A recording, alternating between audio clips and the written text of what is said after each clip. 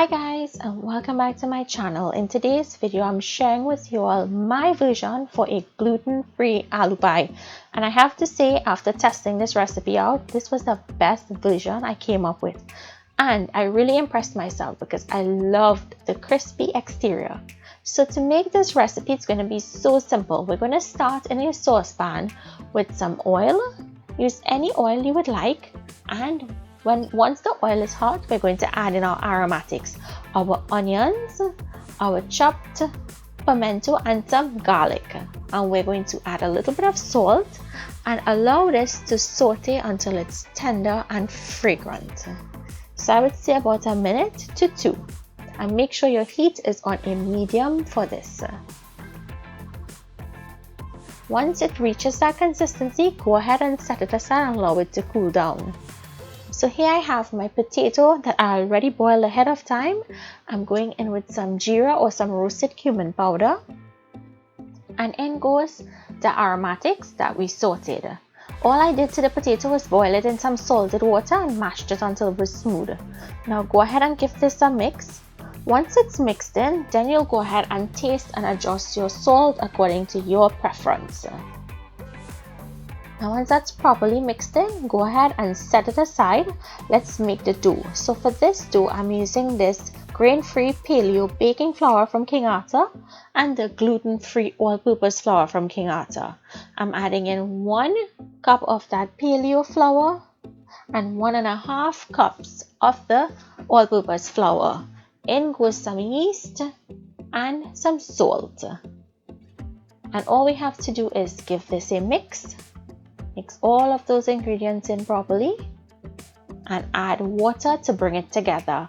If you've ever need flour to make pastel, it's going to feel very similar to that. A very soft texture, and it has no gluten. Remember that. I found these flours in Publix. You can also try Walmart. I will look for it on Amazon, and if I find it, I'm going to leave the link in the description box for you. Also, if you wanted to order it from Trinidad, you can. If anyone knows in Trinidad where you can find these flour, please comment down in the description box so others can know. So you guys see the consistency, a very soft consistency. I'm just going to knead it for about 2 more minutes and bring it into a dough ball.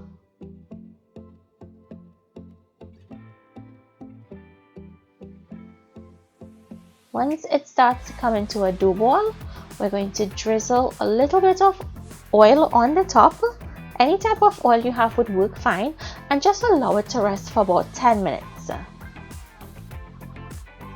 Now the next step, we're using a big Ziploc bag that I opened out. You need to use this because the plastic really helps. Drizzle a little bit of oil on one half and spread that out. This helps prevent sticking. Now we're going to take about a 3-inch ball and press it out onto the oiled side of that plastic. And once you've opened it out, we're going to bring the other part of the plastic over and start smoothing this out. We're looking for about a 1/4 inch thickness circle. You don't want to go thinner than that because it can burst.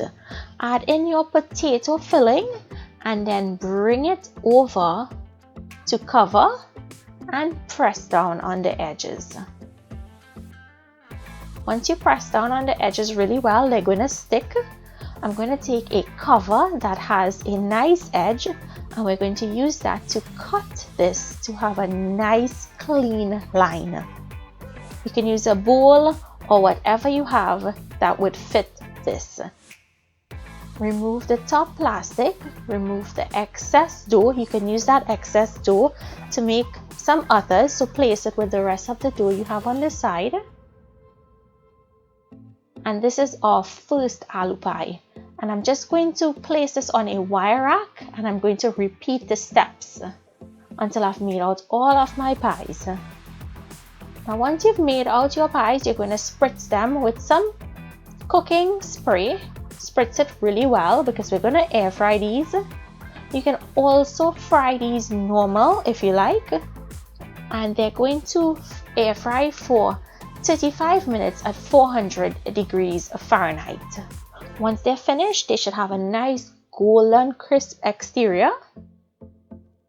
and then they'll be ready to be served. I suggest serving these while they're hot. They taste really amazing, nice, crunchy, crispy. I am going to cut into one so you guys can see what it looks like. It has the perfect consistency, enough filling. You can see that the dough itself has a nice thin consistency and it's not thick. It was really crunchy, crispy on the outside, and my family totally enjoyed it. So I hope you guys enjoyed today's recipe. Those of you all who don't eat gluten, comment down below and let me know what you think. Thank you guys so much for requesting this.